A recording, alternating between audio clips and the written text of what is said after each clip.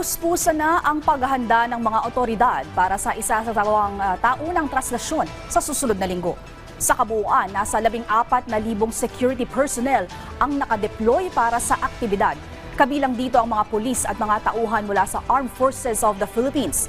Magpapatupad din ng gun ban ang Manila Police District simula January 8, Miyerkules, na magtatagal hanggang January 11 sa Maynila. Samantala, nanawagan naman ang pamunuan ng Quiapo Church sa mga deboto na gawing banal, ligtas at maayos ang pagdiriwang ng kapistahan ng itim na Nazareno. Week-long activity naman po ito. Marami na po kasing activities, lalo na sa may Quiapo area. Tuloy-tuloy po, pero meron po kami tinatawag dyan na skeletal deployment. But come January 8 in the evening, full deployment na po kami, not only dito po sa Quiapo, hindi lang po sa Quirino Grandstand, but also doon na rin po sa ruta.